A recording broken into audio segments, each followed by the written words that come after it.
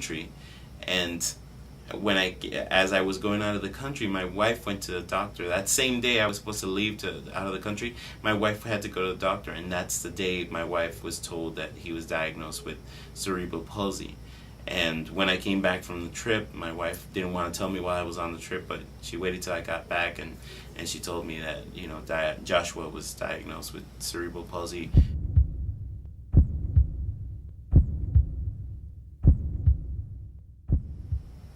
I remember thinking, God, what is it you want from me? Because through the deserts in my life, I've always said, God, just show me what you need to show me. Show me what I need to learn so I can get past this as soon as possible. I don't want to be like the Israelites and walk 40 years in the desert. I mean, that's cool and all, but I'd rather it be a week or something like that, you know.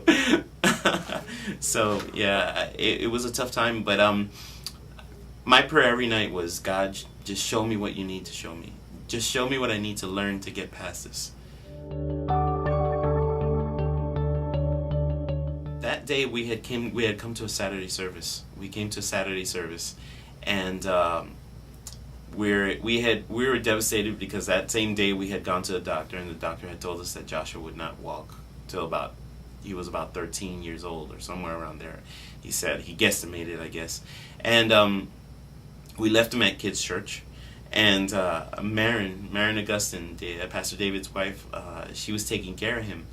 And she told us after the service, I was praying for Joshua. I was praying for him to walk. We went to the supermarket, and we were in one of the aisles, and Joshua could walk as long as somebody was holding both of his arms and walking, and holding him up.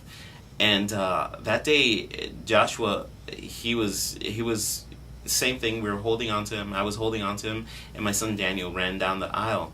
And as he ran down the aisle, he turned back and looked at us, and he said, "Joshua, come here, come here." And I remember at that moment that I thought to myself, if my son Daniel, that's 6 years old at that time, has enough faith that he knows that his brother can walk, because Daniel didn't know way that he knew that I couldn't walk that fast towards him, and he wasn't calling out to me. He was calling out to Joshua. And I thought about it, and I said, if my son Daniel has enough faith that his brother can walk, why shouldn't I?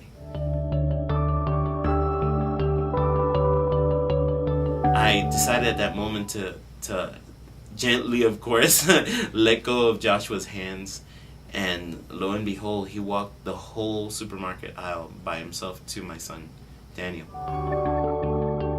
Now my son is 2 years old and 2 months, 2 years and 2 months old, and he is running, and the doctors have no idea. They're baffled at the fact that a child can go from being severely diagnosed with cerebral palsy with spasticity to not having anything at all. He's caught up to his age. His speech is perfect for his age. He even says more words than he should. I think that takes after his mom. But it's just the power of believing in God, the power of having faith, and knowing that God can do anything. Anything. He has the final word.